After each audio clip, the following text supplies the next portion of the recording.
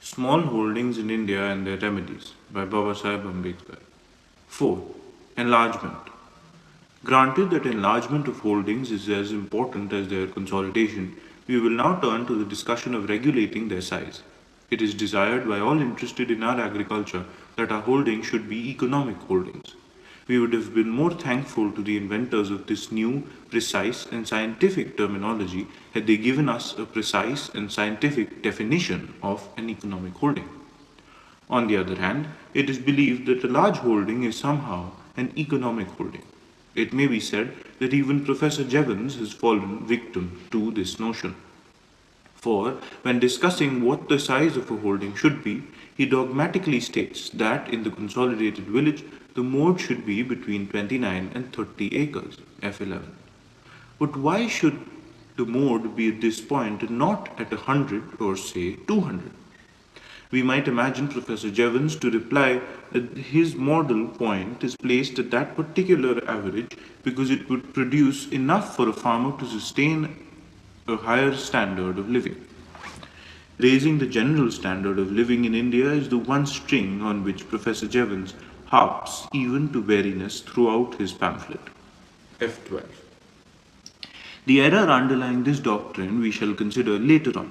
It is enough to say that he does not give any sound economic reason for his model farm. The case with the Baroda Committee is much worse. Professor Jevons at least sticks to one definition of one ideal economic holding, but the report of the Baroda Committee suffers from a plurality of definitions.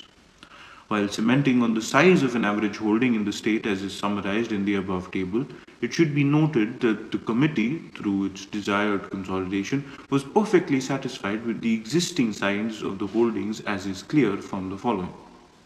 If the average holding of a khatidar was a compact field of those figures, the situation would be an ideal one and would not leave much to be desired. F13. But absent-minded as it were, the committee, without any searching analysis of the question it was appointed to investigate and report upon, lays down that an economic holding would consist of 30 to 40 bighas of fair land in one block, with at least one good irrigation well and a house situated in the holding. F14. If the size of existing holdings is an ideal size, why should they be enlarged? To this, the committee gives no answer. But this is not all. The committee does not even adhere to the quantitative limit it has already set down to its ideal economic holding. When it's come to discuss the project of rearrangement of the scattered fields of the village on the principle of economic unit, it presents a third ideal of the economic holding. To realize this ideal, it says, each of these new plots must be of such a size as having regard to the local conditions of soil, tillage, etc., to form an economic field, that is, a parcel of land necessary to keep fulfilled and fully engaged and support one family. F15. Thus, with perfect equanimity, the Baroda Committee holds not too fast to three notions of an economic holding. No wonder then that the report of the committee is a model of confused reasoning, though it is a valuable repository of facts bearing on the subject. According to the Honorable Mr. Keatinge, an economic holding is a holding which allows a man a chance of producing sufficient to support himself and his family in reasonable comfort after paying his necessary expenses. F16. His definition of an economic holding will be accepted, we may expect, by the Baroda Committee, for it does not differ from its own, given above as third in order. Assuming they agree, we now proceed to see how far tenable this definition is. It is plain that these definitions, including that of Professor Jevons, view an economic holding from the standpoint of consumption rather than of production. In this lies their error, for consumption is not the correct standard by which to judge the economic character of a holding.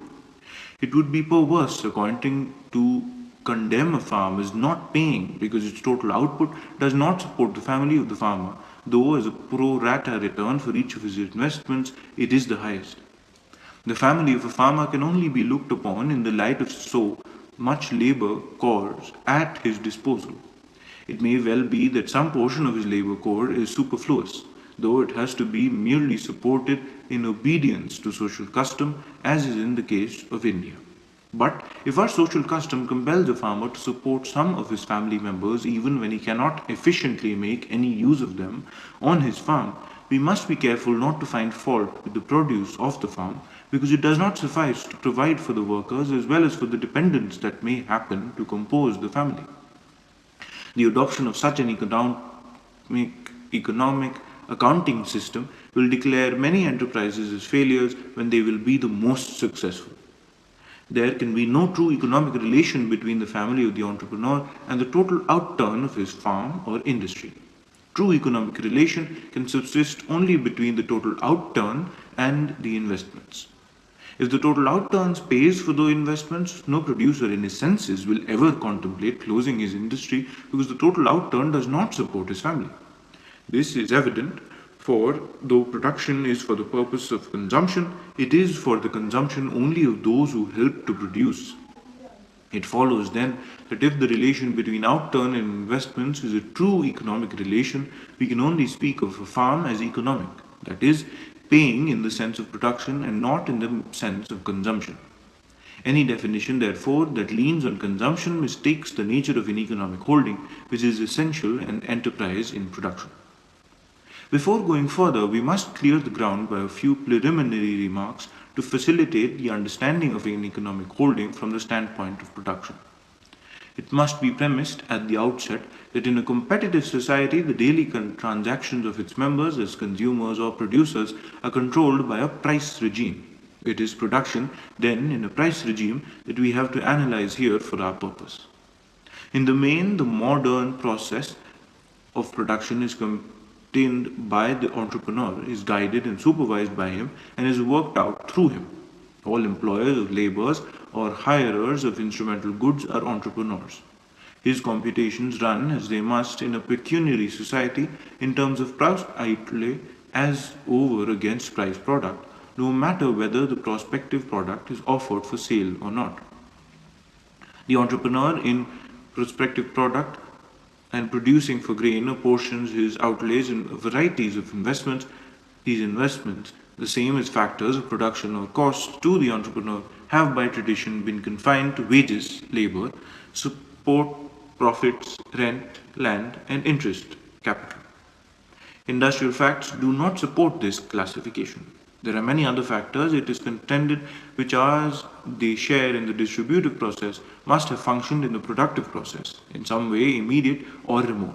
But it is immaterial to how many factors there are and whether they are differ or in kind in degree. What is important for the purpose of production is the process of combining them. This combination of necessary factors of production is governed by a law called the law of proportion. It lays down that disadvantage is bound to attend upon a wrong proportion among the various factors of production employed in a concern. England enlarged the principle means that as a certain volume of one factor has the capacity to work only with a certain volume of another to give maximum efficiency to both, an excess or defect in the volume of one in comparison with those of the others will tell on the total output by curtailing the efficiency of all. Having regard then to this interdependence of factors, an economically efficient combination of them compels the producer, if he were to vary the one, to vary the rest correspondingly. Neither can it be otherwise. For the chief object of an efficient production consists in making every factor in the concern contribute its highest. And it can do that only when it can cooperate with its fellow one of the required capacity. Thus, there is an ideal of proportions that ought to subsist among the various factors combined, though the ideal will vary with the changes in the proportions. F17. These proportions, it must be acknowledged, are affected by the principle of substitution chiefly brought into play owing to variations in the prices of the factors. But this principle of substitution is too limited in its application to invalidate the law of proportion, which is the law governing all economic production and which no producer can hope to ignore with impunity. F18.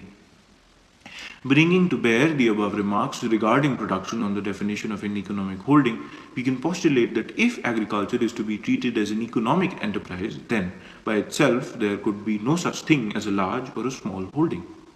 To a farmer, a holding is too small or too large for the other factors of production at his disposal necessary for carrying on the cultivation of his holding as an economic enterprise. Mere size of land is empty of all economic connotation. Consequently, it cannot possibly be the language of economic science to say that a large holding is economical while a small holding is uneconomical. It is the right or wrong proportion of other factors of production into a unit of land that renders the latter uneconomic or economic. Thus, a small farm may be economic as well as a large farm, for economic or uneconomic does not depend upon the size of the land but upon the due proportion among all the factors, including land. An economic holding, therefore, if it is not allowed to be a hollow concept, consists in a combination of land, capital, and labor, etc., in a proportion such that the pro rata contribution of each in conjunction with the rest is the highest. In other words, to create an economic holding, it will not do for a farmer solely to manipulate his piece of land. He must also have the other instruments of production required for the efficient cultivation of his holding and must maintain a due proportion for all the factors, for without it there can be no efficient production. If his equipment shrinks, his holding must also shrink. If his equipment augments, his holding must also augment. The point is that his equipment and his holding must be of the same proportion to each other. They must be in proportion and must vary if need be in proportion. The line of argument followed above is not without support from actual practice.